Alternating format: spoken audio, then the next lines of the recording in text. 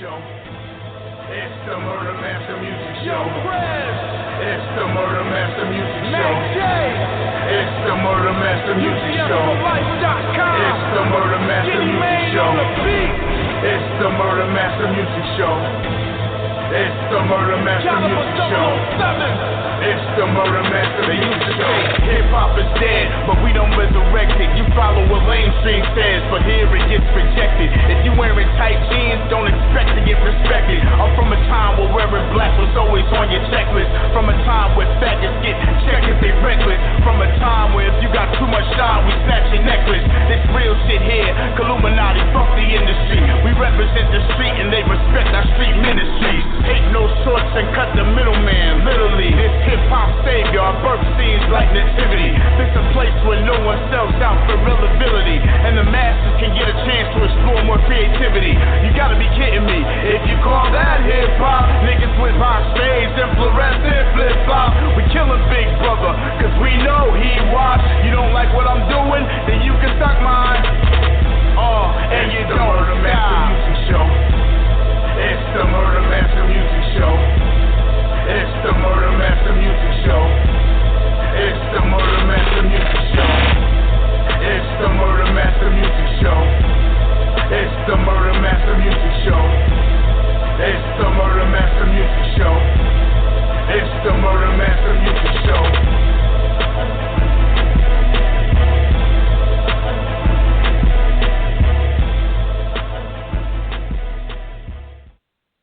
What's up, everybody? Episode 295, man. 295. And the symbolism for tonight is Rahiem of the Furious Five. Why not? You know what I'm saying? We was going to have him out last night. Couldn't make it, but we had a hell of a show. We had a legendary DJ Ready Red. He came through. Homie Exit Only. Homie Jack Boy D-Pain. They both came through. And we still had a show regardless. But after the show, I chopped up Rahiem. Everything was good. You know what I'm saying? He stuck in traffic and whatnot, but he's going to be here tonight. So, you know what I'm saying? We got him. And then tomorrow night, we got the legendary DJ Ready Red himself. You know what I'm saying? We're going to bring him back to the show. And, you know what I'm saying? Just check in with him. Matter of fact, I think he's here right now, if I'm not mistaken. Mr. Ready Red, is that you? What's going on? What's happening, my brother? Oh, man. Hello again, man. How you doing? Oh, yeah.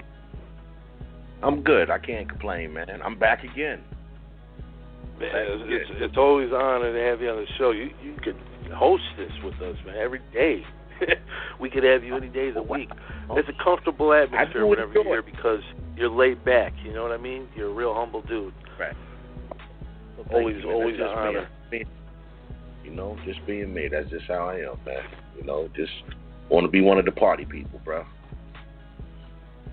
I could just chill it. Yes, we did. So I believe the night show was going to be really epic because we got history in the building, bro. History is definitely going to be in the building, man. When it comes to Rahiem of the Furious Five, boy, that's history right there. That's a cornerstone of hip hop. That's a foundation block, you know. Oh yeah, here's our co-host Mac J.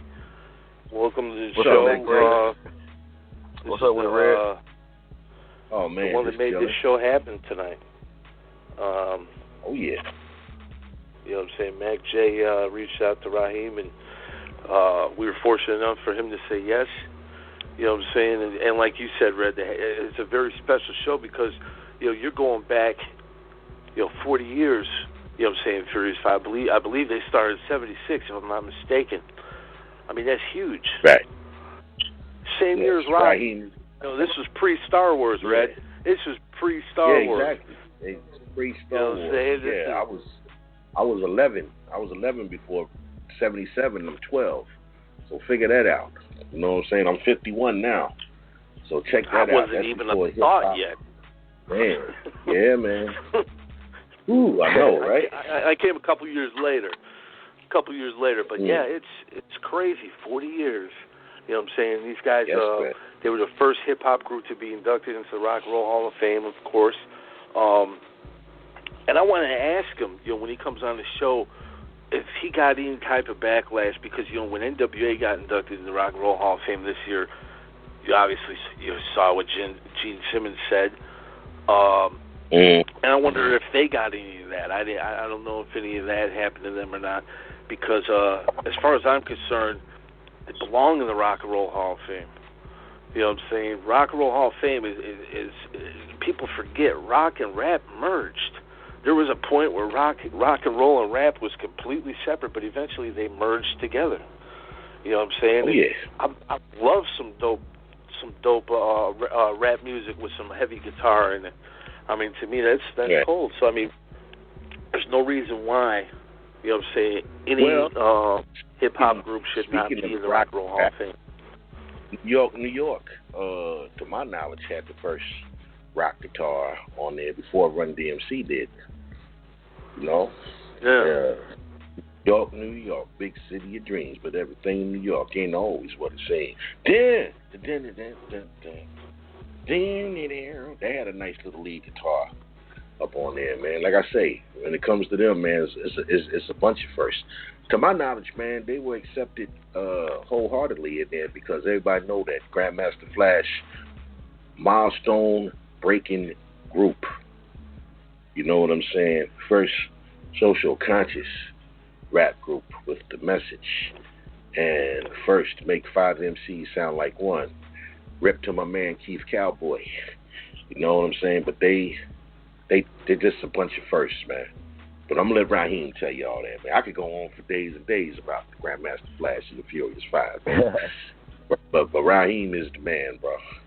Good people, you know what I'm saying? Makes himself accessible, and he's still relevant. You know what I'm saying? The man ain't missed a beat, man. He don't miss a beat or a step. When it comes to MCing, I believe he's one of the original wrote the book on it, you know, and one of the first heartthrobs, if you look at it, man. You know what I'm saying? Because not only can the man rhyme, the man can sing, too. You know what I'm saying? But I'm going to let him tell you all that rich history, where he come from, man. You know? I think excited. We got him, Red. I Mm-hmm. think this might be him right here. Let's see. Is this Rahiem? It is.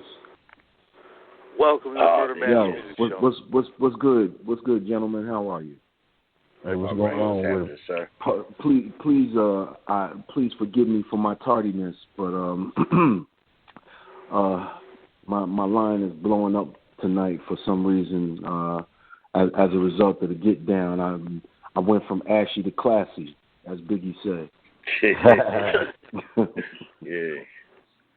Oh yeah. Speaking of the get down, congratulations, man, on your part of what you're doing.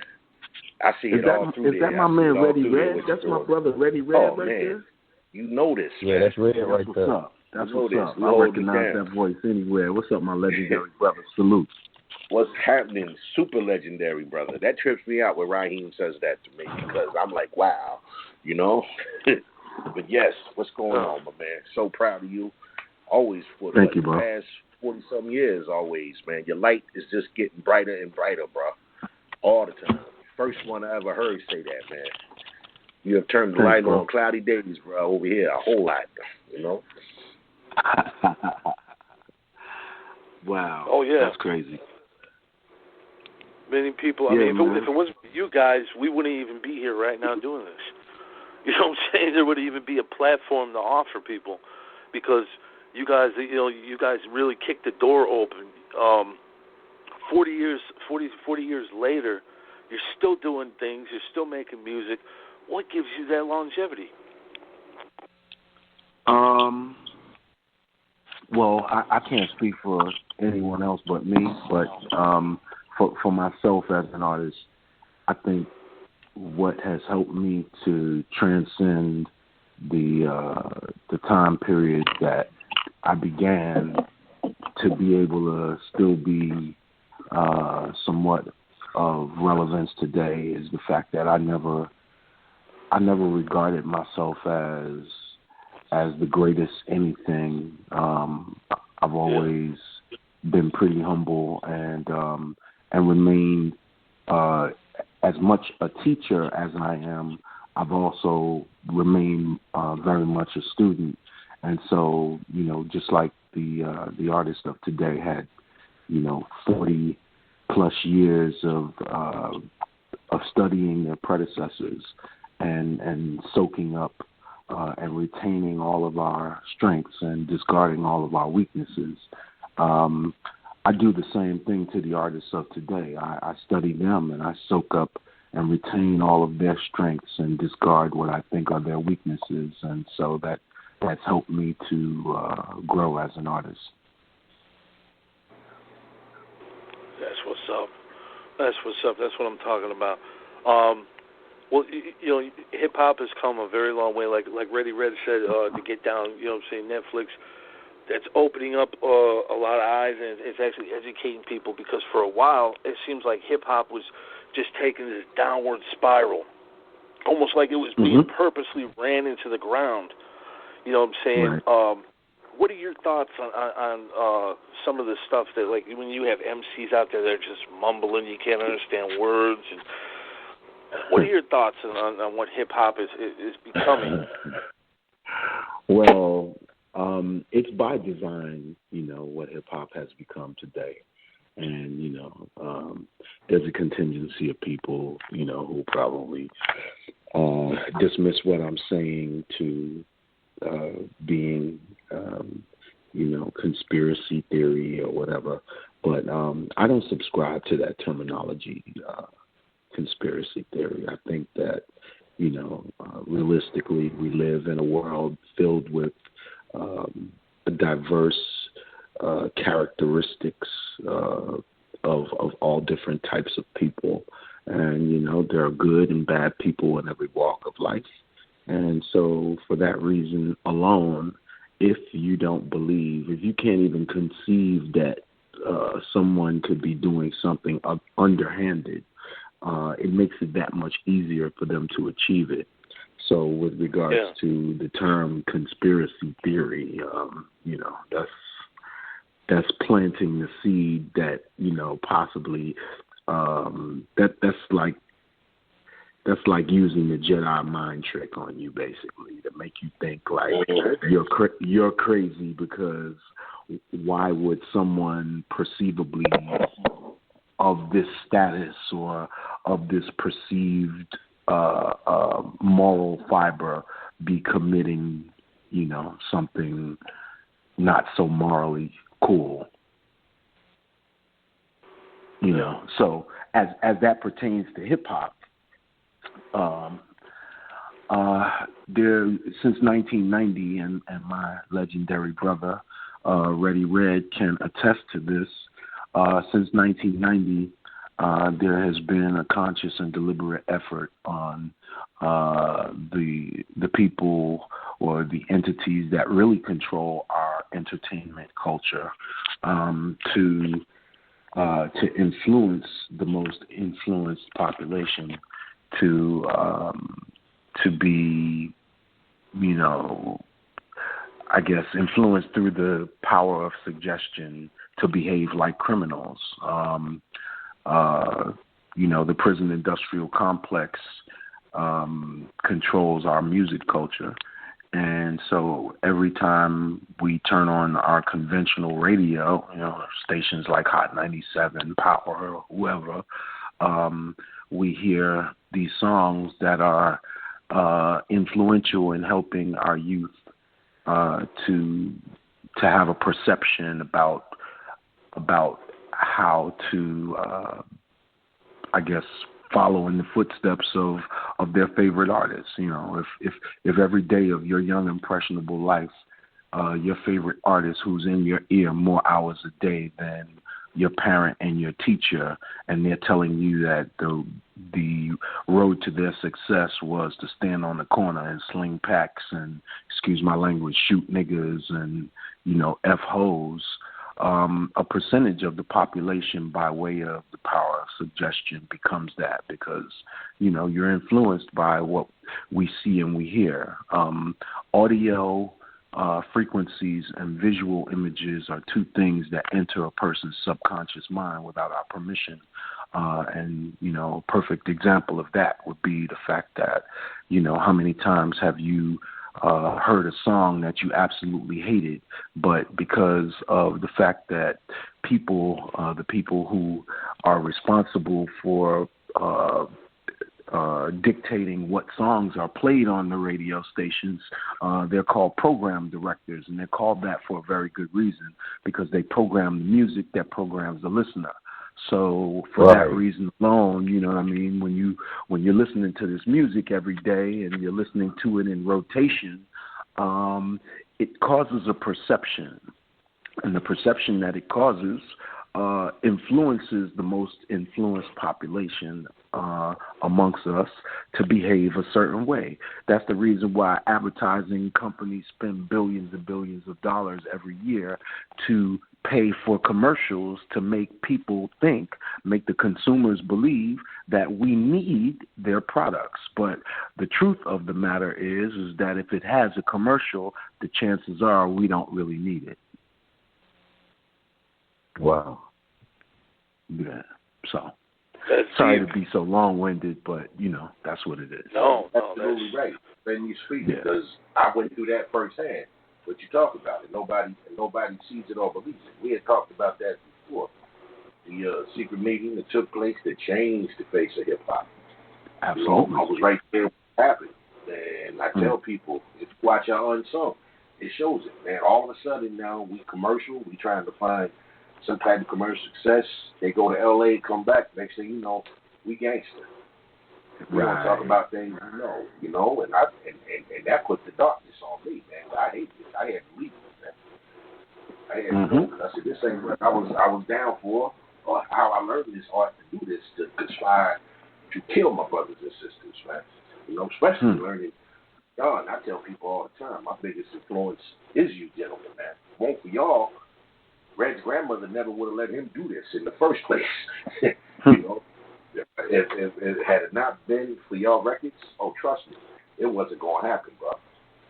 It wasn't going to happen. She heard y'all, she gave her a blessing. Everybody fell in line. I was saying this last night about the impact that you guys have, man. If you're on my page every day, there's always something about Grandmaster Flash and the Furious Five or yourself, or the impact that it had on me, man. Because y'all have to I see it. Yeah. I see it, and I appreciate that acknowledgement and the respect that you give me. And you know what, my brother, it's right back at you, because when the Ghetto Boys dropped that joint, and I was like, that hit me hard. Even though when gangster rap first hit. I didn't understand that it would become the movement that it had become, because I didn't know that the powers that be was guiding it to become that at the time. You know what I mean? That was a conscious and deliberate thing. And in retrospect, and the way that I see it today, like, for example, if you notice, when the majority of the radio stations, when they say, back in the days, they only go back but to a certain point. And and they call the 90s in hip-hop basically the golden era. And that's a conscious and deliberate thing, because of the fact that, the music of the 90s era of hip-hop was some of the best music that hip-hop has had to date, because of the fact that during the 90s basically regurgitated most of the 70s music, which we're hearing in the Get Down, right? The tracks from Diana Ross that became, the joint Biggie did with Mace, you know what I mean? More Money, More Problems, you know what I mean? And so all of the songs that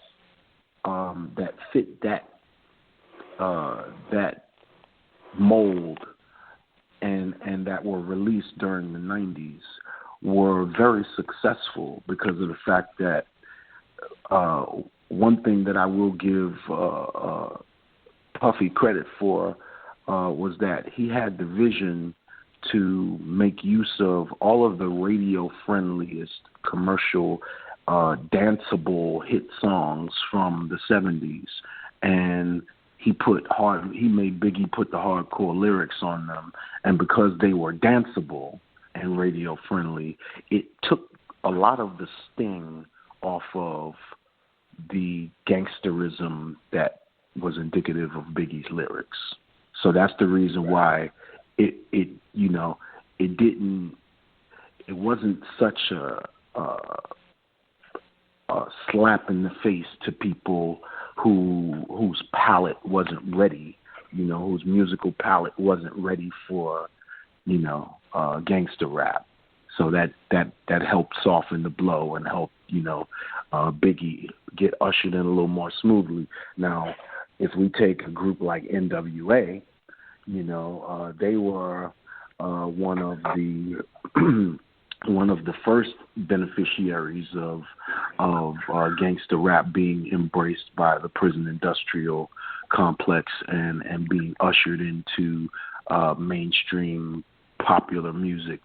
And as a result of that, even though people were, they were not, they didn't have the softening of their blow cushioned by anything. Like they was just straight raw, fuck the police, excuse my language, or whatever other songs that they, like at the end of the day, it was the shock value, the novelty of the shock value of the fact that they were one of the earliest artists to be marketed that way deliberately. That's the reason why why they won, because they didn't have they didn't really have any competition. There was no one else like them at that time saying the things that they were saying, and if they were, they didn't have the machine behind them. You know what I mean? That dude, what's the dude's name that first ran N.W.A.'s record label? The white dude, Jerry Heller. Yeah, Jerry Heller. Yeah. Right. Yeah. He had the benefit of being plugged into getting the first early checks of the prison industrial complex's marriage to the entertainment industry.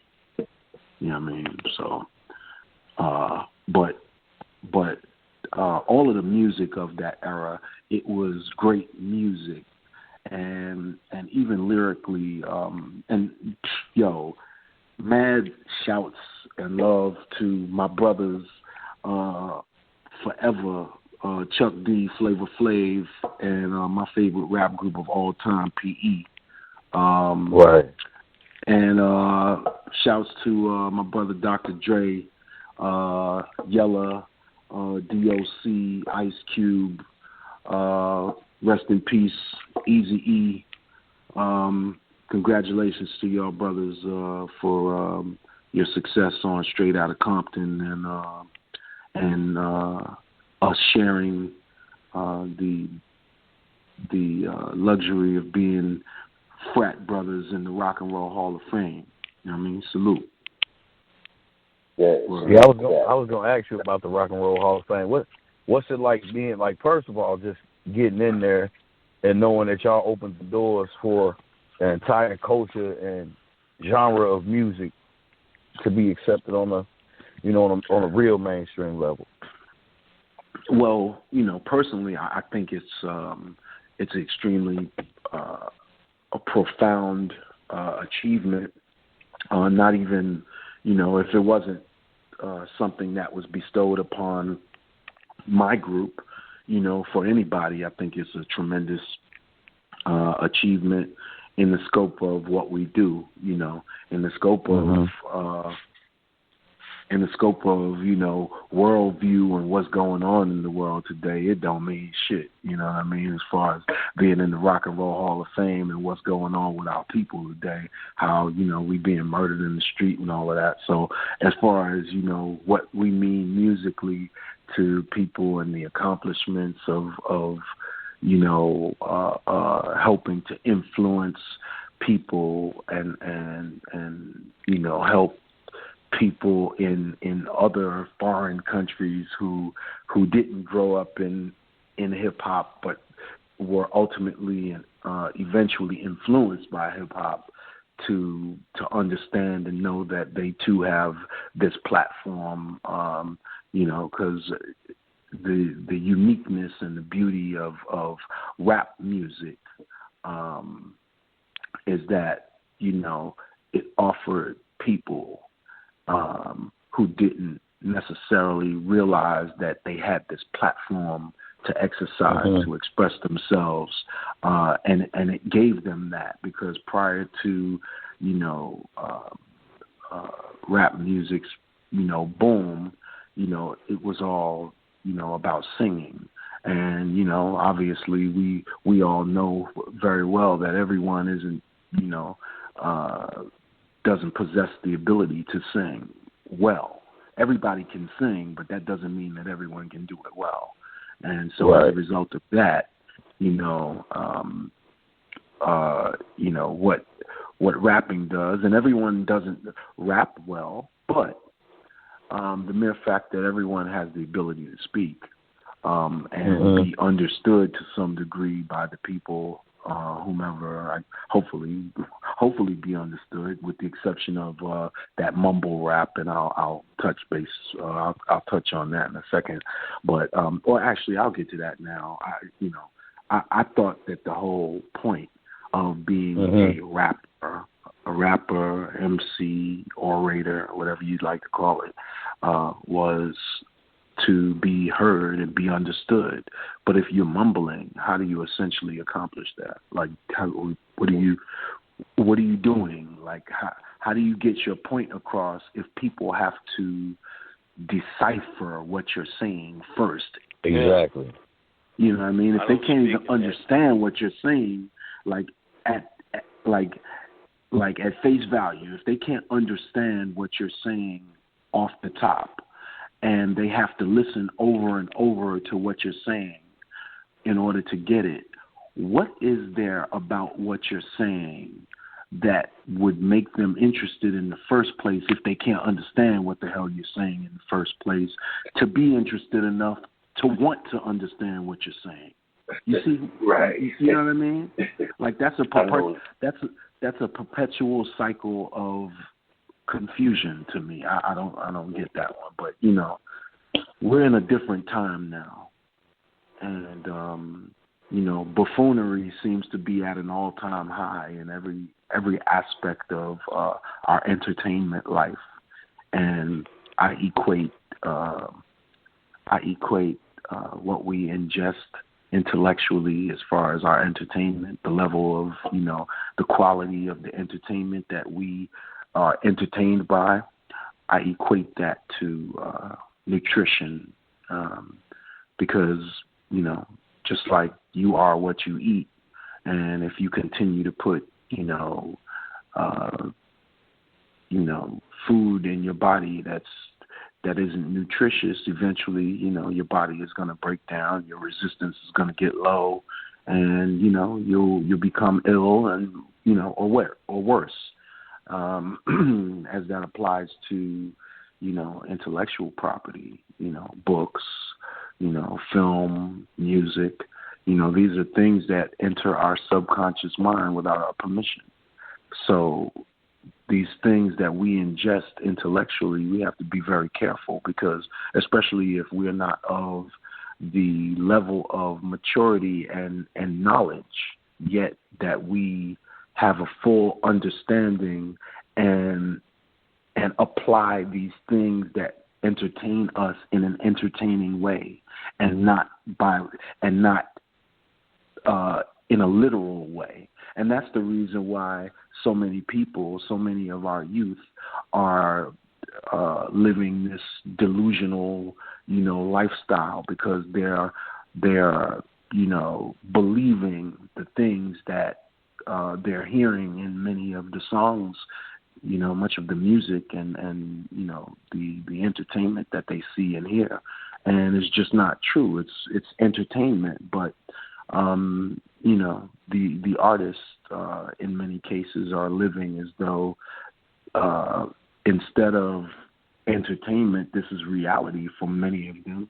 And what's happening as a result of that on both sides of the spectrum, on the entertainer's side and on the audience's side,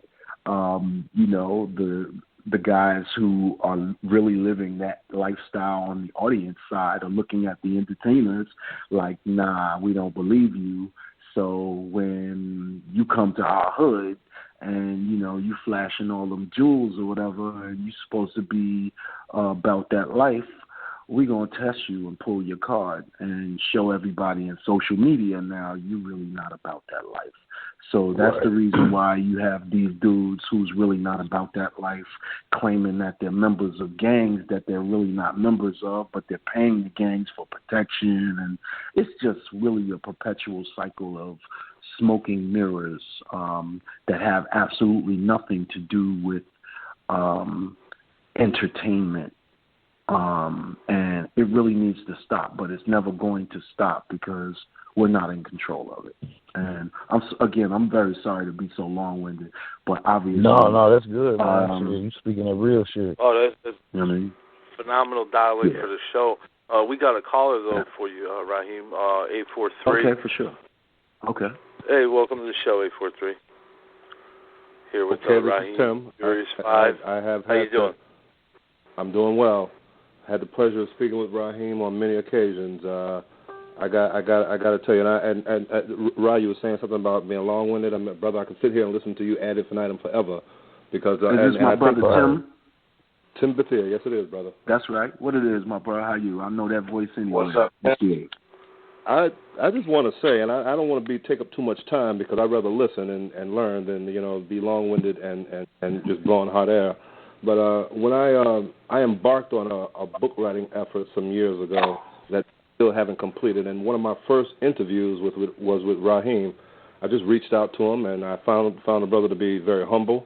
I mean, and teaching me things about the hip-hop genre that I never knew. I'm a student of hip-hop because I sat and listened to Mr. Magic pretty much every weekend, and just to sit and talk with him. It's a humbling experience to sit and listen to him and tell me the things that I need to complete this book. And there was one post that he put on Facebook about a couple of years ago about how he's, just to paraphrase you, Rod, you were saying that you're not a doctor, you're not this, you don't develop the cure for cancer. And the thing is, like, you're a hero to people in the hood simply because we saw you at the clubs. I mean, we saw you in the studded leather outfits and things like that. And, we didn't get to see the Bill Cosbys on the Cosby Show at the clubs and things of that nature. So you're very relevant. You're very humble.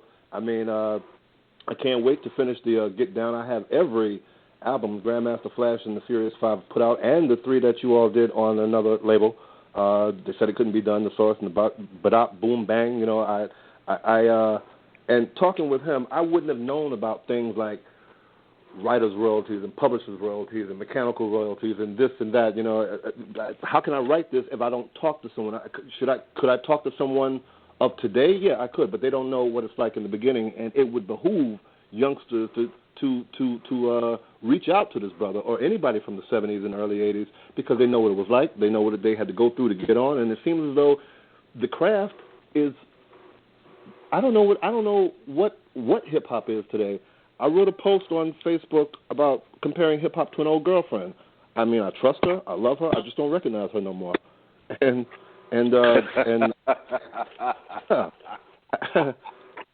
Rahiem is a true historian, and that's a great way to put it. I said, I'm sorry? I said that's a great way. I never heard it put that way before. That's a great way to put it. I like that. I just don't know who she is anymore. I mean, with these cats, I don't even know any of their names.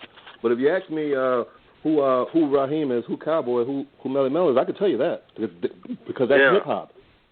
These kids walking around here today, I mean, with high heel sneakers or whatever, and carrying pocketbooks and colored hair. I mean, okay, y'all got gully with it. I mean, but not like this. This is like dehumanizing of the black male, if you ask me. And you belong right up there. I mean, when you got into the Rock and Roll Hall of Fame, I'm like, it's about damn time. And they followed through with Running Them Boys and N.W.A. and P.E. I mean, and it's not. And just to end what I'm saying here, because I know I'm getting a little long-winded here. Look, Rahiem is not just hip hop. I mean, he's all hip hop, but he's not just hip hop. I refer to the brother for things like health food. I mean, he's the most health nut that I've ever known. I mean, and he is older than me and puts me to shame because he got like a 6-pack and I got like a 1-pack. And your take on black causes is just spot on. That's all I want to say. I appreciate you. Rahiem is the truth, man. You're the truth, right? And Red, I meant to say I'd be remiss if I didn't say hi to you, brother. And I understand that you're going to be on next tomorrow. Is it? Yeah, tomorrow night. Red will be on tomorrow. Red been on through this. It'll be his third night in a row. Dude, we got to keep it on every night. Red been hanging out. Tune in tomorrow as well, man. Indeed. Thank you for calling. Yeah, man, he definitely made a lot of valid points, and one of the things that I want to go back just a little bit. I wanted to ask you one more thing about the Rock and Roll Hall of Fame. When N.W.A. got inducted, Gene Simmons, he threw some crap at him, basically saying they didn't belong in the Rock and Roll Hall of Fame. You guys were the first from the hip-hop genre to be inducted in the Rock and Roll Hall of Fame. Did you guys receive any type of bullshit like that? Yeah, actually, Gene Simmons said something similar after we were inducted as well. And, with regards to, his comment, first of all, his group KISS, I'm not, an authority on rock and roll, but I do know that it wasn't created by Caucasian people. So with regards to his comment, about what is, what should be deemed worthy of being, or who should be deemed worthy of recognition from the Rock and Roll Hall of Fame, like somebody else created rock and roll, and then somebody told him what rock and roll was, and so he, like with regards to the way that KISS was promoted and how they came to stardom or whatever. Like, at the end of the day, that was the machine's doing. You know what I mean? Whoever the machine deems should be a star will be a star, and so without the machine, it's not as though KISS made great music. I mean, like, who gave a shit about a group full of singing vampires? Like, really? Are you serious? Yeah. You know what I mean? Like they were a gimmick. They were a novelty. Yeah. You know what I mean? That's the reason why. They were the first ICP, pretty much. Yes, they were yes, exactly. So they were the first of their type. They were a novelty act, a group of singing vampires who did rock music. And so they created a lane. The machine created a lane for them. So their success was guaranteed because the machine had their backing. We created what we did from nothing. We didn't. There was no internet. There was no MTV. All right. There was no BET. There was no fanfare or anything. It was word of mouth as far as marketing, word of mouth and handing out paper flyers at the local high schools. Speakers, turntables, and microphones. That's it. That's all we had. Nothing else. Yeah. That's it. So, and that is what became today this multi-billion-dollar industry. So the group KISS are beneficiaries of the work that people put in long before them. What we did, we didn't create it from scratch because there were other legendary artists that paved the way, that planted the seed in us before us, like Pigmeat Markham. He made Here Comes the Judge. My man Gil Scott-Heron, In the Bottle. You know what I mean? The Last Poets. Shouts to Abi O'Doon. You know what I mean? Lightning Rod, Hustlers Convention, and all of that. My man Blowfly. All of those people paved the way for us and planted the seed for us to, you know, revisit what they did, whether we heard it or not, because it's not about, you know, because influence doesn't necessarily have to be direct.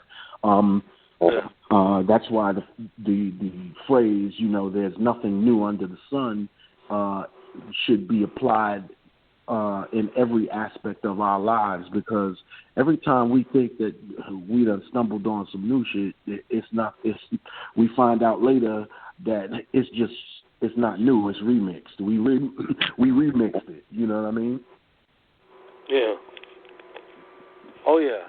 Most definitely.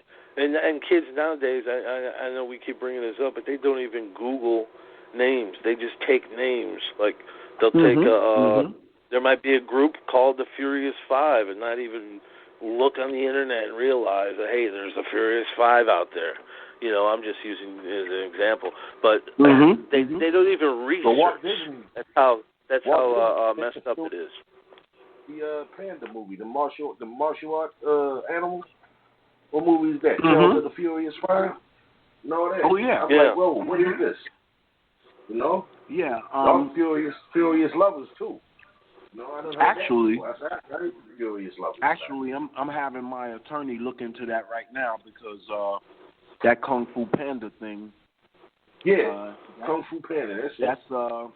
That's DreamWorks. That's Steven Spielberg's company. DreamWorks. Yeah, I could use some of that Kung Fu Panda money. There you go, G. There you go. Hey, I thought it was exactly. I said, oh, Furious 5 got a movie coming out. Then I looked at it. I said, man, it's the Kung Fu Panda people, man. They did. Yeah. I'm always looking for something. Yeah, man. Yeah. You're thinking it's going to be the people you grew up listening to, and then you find out it's the voice of Jack Black behind this cartoon panda. It's crazy.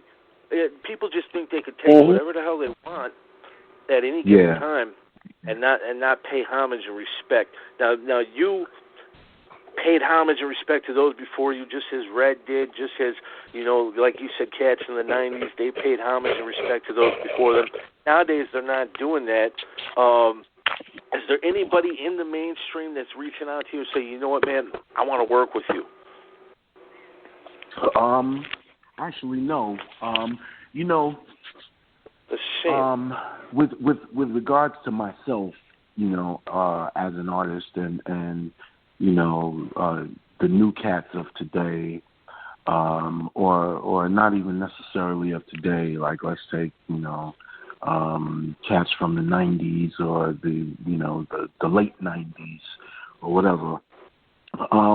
Most of those people aren't really aware of my, you know, what I have to bring to the table artistically today, and that's as a result of two things. You know, when I was a member of the Furious Five, you know, I wasn't really out front like that. I was more, you know, of a role player, and the people who really knew me personally, you know, as far as my artistry and my abilities were concerned, those were the people who knew, you know, to what extent I could take it. But I never really got that opportunity because, we were always going through something in our group, some internal turmoil or what have you that, shut things down for a minute and made us have to, revisit how we work with each other or if we work with each other. And so now here I am many years after the fact, but as far as, where I am in my artistic abilities and all of that, again, I study the artists of today like they studied us. And so for that reason, I've been able to, pretty much keep up. So I'm working on some music, and I'm hoping, that if nobody else, I can get Nas to jump on something with me, since we are writing a lot of the lyrics to the Get Down. Mm-hmm. And you are very student dope. master. Bruce Lee said he was a student master. So we have a student master in Rahiem. You know what I'm saying? You can never reach the pinnacle. You only just get better. And, a philosophy is there. We absorb what is useful, and we get rid of what is not, but we still retain it until it becomes useful. That's right. And stuff like That's that. right. And, bro, you are... Yo, when I heard that lightning strike twice in the same place, and you talking about Missy had her first misdemeanor, my God, I was blown away, right? Thank you, or no man in the island, coming around sharks and vultures and all that. Boy, you Christ, got his work, man. Trust me. You be like, whoa, my man is nice. Yeah, go ahead. I'm sorry. No, I was just gonna say it's good to see, like if you and Nas, would collaborate on something together. I mean, that would be monumental. Nas is a dope MC. He's all about lyrics. I love Nas. What I'm saying? Yeah, he is. Mm-hmm. He's one of the best of the last, 20, 30 years, easily. One of the best of all time. What's he like as a person, though? Have you had a chance to really just pick his brain? I mean, is he pretty deep? I mean, well, the times that I've been, around Nas, like for example, the work that we're doing on the Get Down. I think Nas lives in L.A., so he's working from L.A. and I'm working from New York. But we're working together in that, they'll give him a musical, part to do, and then they'll send me, the extension of that musical part and say, well, this is what Nas did, so this is what we want you to do.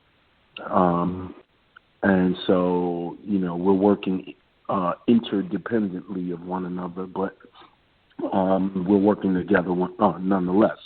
But now, as far as us working directly together, we worked together before, and on his project, a song called "Where Are They Now," which I helped. Yeah, I was the one who helped to get all of the different eras of MCs to be on the song. All of the ones that was on the East Coast, for the most part, came and recorded their vocals at my studio. And so Nas is really laid back and reserved. So, he definitely expressed his gratitude to me and told me, that my group is his favorite group of MCs from our era. And, but we didn't really really get down and have any real deep discussions, more than likely as a result of the lack of time. Because, he's busy, I'm busy, and the times that we linked up, we were at a specific location for a specific amount of time, and then once that was over, we never exchanged numbers or anything like that to link up at a later time. I didn't feel comfortable asking him for his number, and he didn't offer it to me, so I definitely didn't I was like, all right, it is what it is, and I appreciated the time that we connected, and then if we link up again and connect again, then cool, and if not, that's cool too. Huh? Yeah. Either way, yeah, exactly. See, that's what I'm talking about right there. Hell of a show, man. Real informative. I really appreciate all the knowledge you've been giving us and the listeners. What's in the future, Rahiem? What do you got going on? Is there a solo album in the works, possibly, or maybe a reunion? Yeah, I'm working on. Well, I'm working on some music now that I'm hoping to present to Baz Luhrmann and the music director, my man Elliot Wheeler, for the Get Down, in hopes that it will make the Get Down soundtrack. And besides that, I am going to embark on a little solo project. I'm going to probably approach it like it's a black exploitation movie, as far as musically, the direction that I'm going in, and lyrically as well, because like the movie 3 the Hard Way, was basically, the overall plot was about the white supremacists who were poisoning the water in the urban cities. And we got the same thing going on today. So, rather than me make songs about how fly my whip is and what my rooms look like or whatever, I just think it's time people hear something intellectually stimulating and nutritious, so that they can learn something. I'm not saying that every song needs to be that way, but I think that we've been bombarded with ignorance for far too long, and our people have gotten the notion, as a result of the past 20-something years of our music entertainment, that it's cool to call each other niggas, bitches, and hoes, and what have you. And so we gotta rise above that, because that's holding us down. Yeah, very deep, very deep. I tell you what, it's been a hell of a show, but we do have another caller. This is the homie from all the way from France. He's got a question for you. Sin. What's up, Sin? Hi, Scott. Hi, McJ. Hi, Rahiem. Yes. Yeah. I have a question, yes, about the songs you made, You Are and Dreaming. You did under the name Brother Rahiem in 1983. Can you tell us about this song you made? Well, wow. Back in the days. That was back in the days, and I'm really honored and flattered that someone would remember those songs, and then moreover, you even remembered the pseudonym that they had me going under, Brother Rahiem. Not that that's a far stretch from what my name is anyway, but that I guess they put the brother in my name, in front of my name for the song You Are, because that was more like a spiritual kind of song, and so I guess that was their attempt to market that song to a gospel audience. I'm going to go out on a limb and say, and with regards to Dreaming, that was a little tribute that we did as a result of the R&B singer, shouts to my brother Christopher Williams, from the movie New Jack City. He and I wrote that song Dreaming, and I wound up, it was a tribute to Stevie Wonder, so we kind of just put it on that album. Yep. Okay, right. Real thanks. Mhm. Thanks for calling, Finn. Appreciate you, brother. Yeah, thank you, Finn. Thank you for calling. Appreciate too. Yep. Thanks. Yeah, he's a huge supporter of the show. You know what I'm saying? But yeah. I mean, there's proof right there. You know what I'm saying? Your music doesn't die. You know what I'm saying? It's living on forever. People know about it. They're going to continue to know about it. And I truly thank you for coming on the show tonight. Is there before we let you go, is there anybody else got any more questions? Everybody good? I just wanted to say in closing that two things. The recent rantings of people all over this country about Colin Kaepernick's decision not to stand during the singing of the national anthem. Definitely. First of all, just let me say to all of you irrational idiots out there, it's discretionary. A lot of them. Whether or not yes, it is. There are, and they probably are voting for Donald Trump. It's discretionary. It's discretionary whether or not you choose to stand and participate in the saluting of the flag and the national anthem, and that's because one, there are people whose religious beliefs don't coincide with that of saluting a flag of any nation, so they don't participate. That's one. All right, and then it's discretion. It's discretionary. So, you don't if you choose not to do that, no one should have anything to say about it. That's one. All right. Two. Let's ponder this for a second. A flag is an inanimate object, right? So, how the hell do you compare someone who chooses not to recognize the flag of a country who allows its police to kill a certain ethnic group of its citizens? This is a flag. These are people's lives.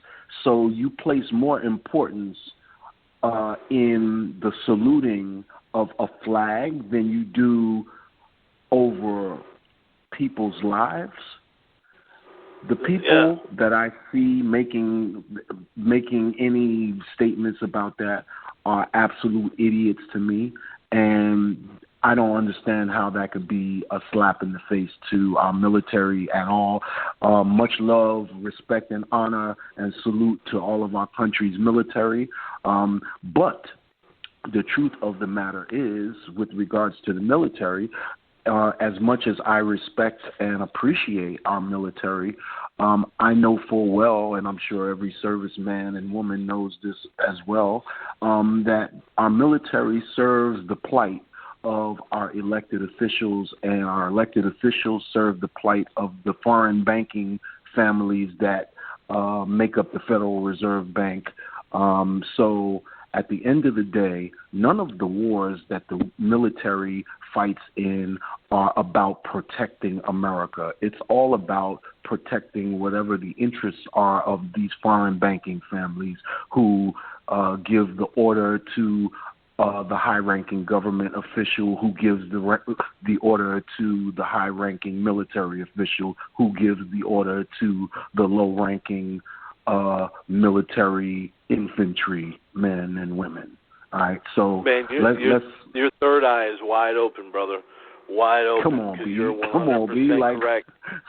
You're 100% correct, man. Come on, man. Well, anybody that's not brainwashed, you know, there's a whole mass population. I mean, billions of people who literally, pardon my language for a second, but who literally are mind fucked. you know what I'm saying, by the system put in place to think that this is this way. Like you said, that they're distracted by him not wanting to stand. Meanwhile, the Pentagon lost, what, $1.5 trillion or something like that, or $6 trillion? No one's saying shit about that. So, No, I mean, I'm with you 100% on that for sure. Yeah, and so the upcoming presidential election is, a couple of months away, and the choices that we have are absolutely horrendous, and neither one of them are worthy. Neither one of them are worthy of being president. But the underlying thing is, I'm sorry to take up this time and go over. But, this is phenomenal, man. Keep going. It doesn't matter. I salute, our President Obama, and I was very happy, just as the next black person, that we had a black man in office, whatever. But at the end of the day, Obama's hands was tied, just like every other politician, because they both serve the same master, whether they're Democrat or Republican. It doesn't matter. Yeah. They serve the interests of the lobbyists, which pay for their campaigns, all right, and they serve the interests of the banking families, all right, who print our money. And the American budget, like our national deficit, it's never going to be balanced because we have a foreign entity printing our money. That's a game. That's a game. No president has the ability to ever balance our budget unless they do what John F. Kennedy tried to do, which was disband the Federal Reserve Bank and print our own money. But you see what happened to John F. Kennedy, him and Marvin Gaye, they at the same show right now. You know what I mean? Like that. You know what I mean? Like they ain't having it. So that's the reason. But we have to find alternate ways of governing ourselves, and we need to rely on more local branches of government because our national government isn't going to serve us any good. And to vote for the President of the United States at this particular juncture, it doesn't mean anything anyway, because the Electoral College is actually who decides who the president is going to be every time, because the Electoral College is made up of the board of directors of the Fortune 500 companies. But we keep playing this game. We've been playing this game for 214 years, and it's a perpetual cycle of failure. It's never going to get any better. Nobody that we put in the presidential office is ever going to be able to change things, because it's all based on some corrupt shit. Yeah. I agree. I agree 100%, man. That's I couldn't have broken it down any better myself. And hopefully the youth start to see this more and more. I mean, we are seeing people wake up. We're seeing, a lot of people posting things online that's getting millions of views. People are starting to wake up, but like you said, there's a whole sea full of people that are ignorant to the fact of what's going on right now. And they get mad and riled up over what the media spins to get them mad and riled up over. Like this, I forget his name, the quarterback of the Niners, sitting down. That's his right. You don't have to do it. It happened to the guy from the Denver Nuggets, too. Remember that in the 90s? I forget his name. We were talking about that the other day, Mac. But he didn't he put his head down or something like that, and they got all mad and offended. But I saw a picture online the other day of a bunch of congressmen. There was a bunch of them sitting down during it. No one says shit. Yep. So, I mean, there's obviously the media is definitely, spinning this. But the good thing about it is it lets you see who is on what. It lets you see all these different closet case racists or whatever come out of the closet, so to speak, and now you can identify who really gives a shit about you and who doesn't. You know, or right. at least on some levels. You know, right. on all sides. And I'm saying this as a white guy. I'm seeing the hatred on many levels from all sides. I'm seeing, a lot of shit go down. What people need to do, we all need to come together and realize, like you said before, it's this big system. It's these billionaire banksters, the Rothschilds, the Rockefellers. Yep. We need to all come together and expose those bastards. And maybe, just maybe, this world will be a better place. But that's wishful thinking. Yep, I agree. Wishful thinking. You know. Right. But signs of the times can really blow your mind, bro. Yeah, you ain't lying, bro. Yeah, yep. I wonder who said that. Hey, shout to my brothers, Kevin LaVon Dukes, my man Mr. Broadway and Larry Love, who we served some time together in the second unit of the Grandmaster Flash group when we signed to Elektra Records and all that, and my brother in the Compass and Square business. You know what I mean? Yep. That's what I'm talking about. If cats want to get at you, Rahiem, for shows or for booking, if they just want to pay you the money that they owe you for trying to steal your name from Panda, what's the best way to reach you? The best way to reach me is RahiemMusic@gmail.com, and that's Rahiem, RAHIEM, music, MUSIC, @gmail.com. And or you could get at me, follow me on Twitter, Rahiem_Furious and the number 5. And that should link you to all my social media.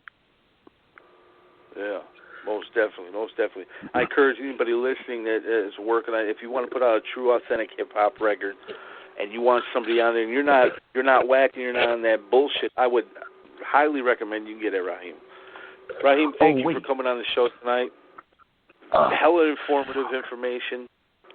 I hope everybody listening really soaked all that in.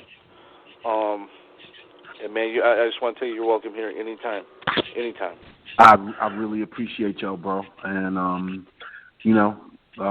we all we got, man. Like really, we all we got. And we need, sooner we wake up and realize that shit, the better off we'll be, y'all. God bless.